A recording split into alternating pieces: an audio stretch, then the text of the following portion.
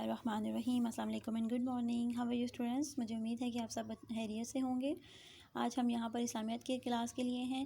دوبارہ سے on line working کا سٹارٹ ہو چکا ہے۔ دن ہے آج پیر کا اور تاریخ ہے 17 مئی 2021۔ آپ کی کتاب کا نام اسلامیات ہے جو جماعت ہفتم کے لیے ہے۔ فہرست مضامین اوپن کرتے ہیں۔ اب فہرست مضامین اوپن کر چکے ہیں۔ ایمانیات اور عبادات میں ہم لوگ ایمانیات رسولوں پر ایمان، عبادات میں اسلام میں عبادت کا تصور، پھر باب سوم سیرت طیبہ میں فتح مکہ کر چکے تھے۔ غزوہ حنین ہم نے شروع کیا تھا جو کہ صفحہ نمبر 33 پہ تھا۔ اب ہم لوگ صفحہ نمبر 33 پہ چلتے ہیں۔ صفحہ نمبر 33 پہ آ چکے ہیں ہم لوگ۔ غزوہ حنین آپ کو اگر یاد ہو تو ہم اس کی پڑھائی کر چکے ہیں اور ساتھ میں اس کا ہم لوگ بک ورک بھی کر چکے ہیں۔ آج ہم اس کے مختصر جواب لکھیں یہ سوال کریں گے۔ سب سے پہلا سوال ہے وادی حنین مکہ مکرمہ سے کتنی دور ہے؟ اس کے آنسر کی طرف چلتے ہیں۔ اس کا جواب یہاں پر ہے۔ وادی حنین مکہ مکرمہ سے کتنی دور ہے؟ وادی حنین مکہ مکرمہ سے قریباً 40 کلومیٹر کے فاصلے پر ہے۔ اس کا سوال نمبر 2 ہے اوتاس کی وادی کہاں ہے؟ اوتاس کی وادی حنین کے قریب واقع ہے۔ سوال نمبر 3 ہے غزوہ حنین کس سن ہجری میں پیش آیا؟ غزوہ حنین 6 شوال 8 ہجری میں پیش آیا۔ حضرت عباس رضی اللہ تعالیٰ عنہ نے صحابہ کرام رضی اللہ تعالیٰ عنہ کو کن الفاظ میں پکارا؟ حضرت عباس نے صحابہ کرام کو ان الفاظ میں پکارا: بیت رضوان والو کہاں ہو؟ یہ آواز سن کر تمام مسلمان واپس مڑے اور لڑائی شروع ہو گئی۔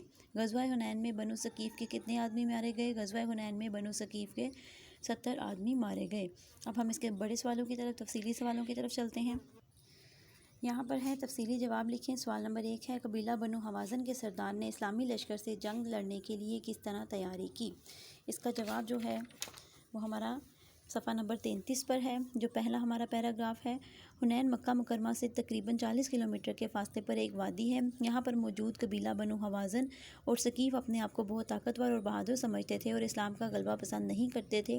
ان دو قبیلوں کے ساتھ دیگر قبائل کے لوگ بھی شامل ہو گئے تھے۔ جب مکہ فتح ہوا تو یہ قبیلے اسلام قبول کرنے کی بجائے مکہ مکرمہ پر حملے کی تیاریاں کرنے لگے۔ بنو حوازن کا سردار مالک بن عوف تمام قبائل کے مال مویشی، بچے اور خواتین بھی میدان جنگ میں ساتھ لے آیا تاکہ ان قبائل کے جنگجو مردانگی سے لڑیں۔ یہ تمام قبائل وادی اوتاس میں خیمہ زن ہوئے۔ وادی اوتاس جو ہے اوتاس کی وادی حنین کے قریب واقع ہے۔ یہاں تک اس سوال کا جواب ہے۔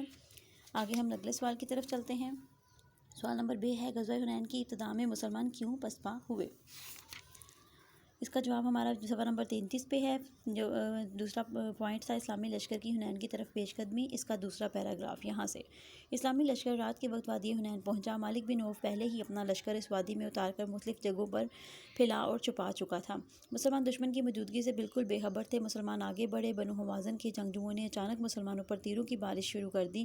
اس اچانک حملے سے مسلمان سنبھل نہ سکے۔ ان میں ایسی بھگدڑ مچی کہ کوئی کسی کی طرف نہیں دیکھ رہا تھا۔ ہر طرف افراتفری کا سما تھا۔